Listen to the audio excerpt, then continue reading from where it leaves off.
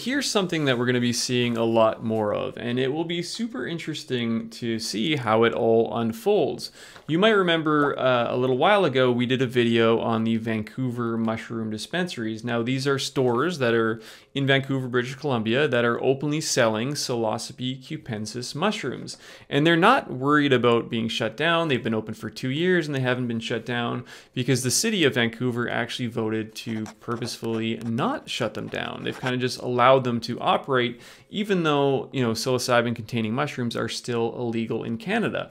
But this is now starting to show up in other jurisdictions. There's been a rash of news stories about this recently, and generally it kind of goes like this. There is a store that opens up that's selling, you know, psilocybin containing mushrooms. It gets a bunch of media attention. A bunch of people will go to that store, and then soon after the store will get raided, it will get shut down, and sometimes it will open up again the next day, and sometimes it will be kind of shut down forever. And I know some people say in the comments of these videos, and probably even on this video, and I know for sure in the video that we did on the Vancouver dispensaries, people are saying to stop exposing them. But keep in mind that these stores could operate in the shadows, and some of the online dispensaries definitely do, but the ones that open up Main Street, Vancouver, or downtown Portland, they want the exposure, right? They're doing it kind of on purpose as an act of civil disobedience. And it's definitely getting a lot of attention. The first news story that kind of came up recently was this one in Portland called the Shroom House.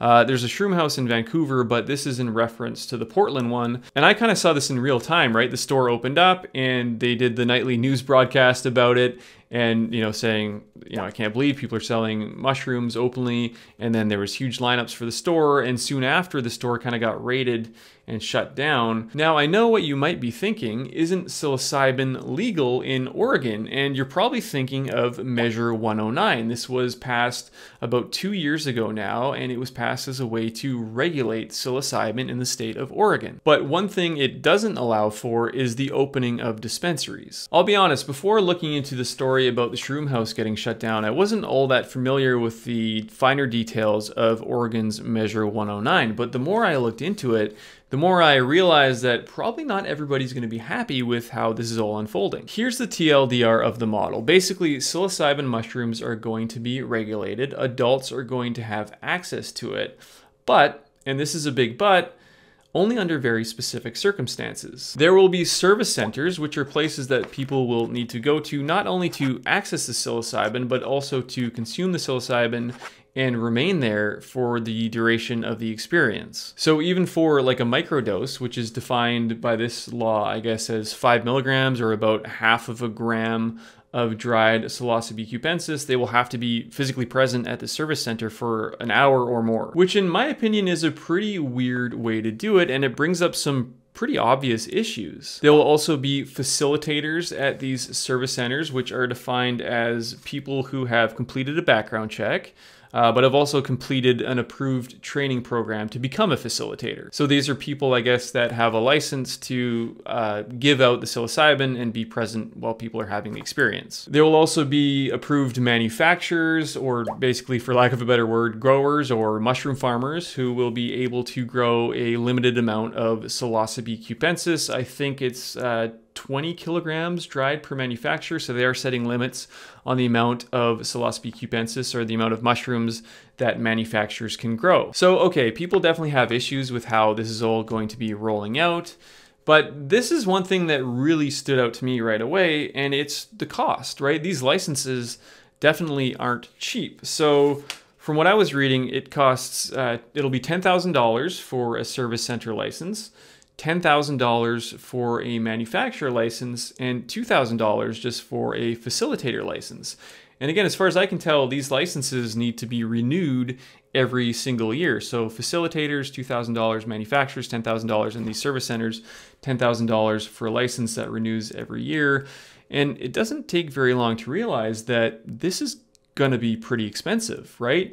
I mean, service centers, they will have to employ multiple facilitators, and it's not like they're looking after 30 people or something like that. There's probably a limited number of people that these facilitators can observe or watch over while they have to be at this place doing the psilocybin. So those facilitators are going to have to be paid.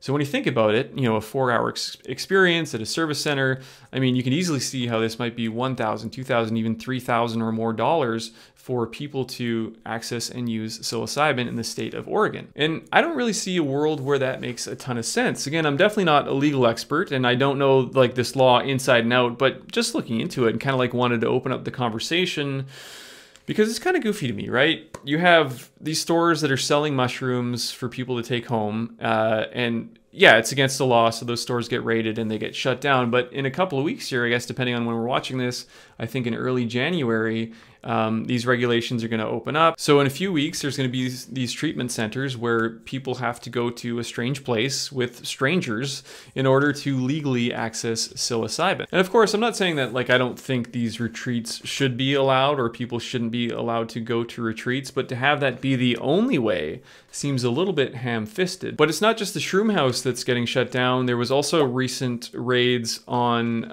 one in Canada called Shroomies. They have 2 locations, one in Ottawa, I believe, and one in Toronto, but they reopened pretty quickly, and I'm pretty sure as of this recording, they're open right now. There's also another one that opened up recently called the Mushroom Cabinet, and they were open for a full day, but on the second day, within a few hours of being open already, they got raided and they got shut down. But apparently they were able to reopen, and I did reach out to the Mushroom Cabinet for comment, and this is what they said. They said, "We opened the Mushroom Cabinet on Main Street in Hamilton as part of the cause to push for legalization. We are fighting to bring legal psychedelic health reforms and reduce the stigma around mushrooms. Psilocybin mushroom stores are the next frontier in drug legalization while providing safe access.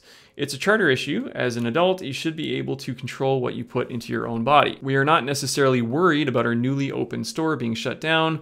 Reopening after any legal issue was always our goal. We are resilient. It will be the same as with cannabis stores prior to legalization. Psilocybin will be no different than THC." And in that way, I do kind of hope so because, and again, I'm sure a lot of people might disagree on this, but in Canada, the way cannabis legalization was rolled out, I think is pretty good. I mean, people have access to it. People know what they're getting. It really does seem to work. Now, is that going to be the same way that mushrooms roll out across North America? It's really hard to say because in a lot of ways, cannabis and mushrooms are similar, but in a lot of ways, they're pretty different, right? So I think there is going to be some unique regulations around that, and I don't really know how it's all going to go. And this was the kind of thing that Dana Larson was talking about. Again, you can go watch that video if you want about the Vancouver mushroom dispensaries.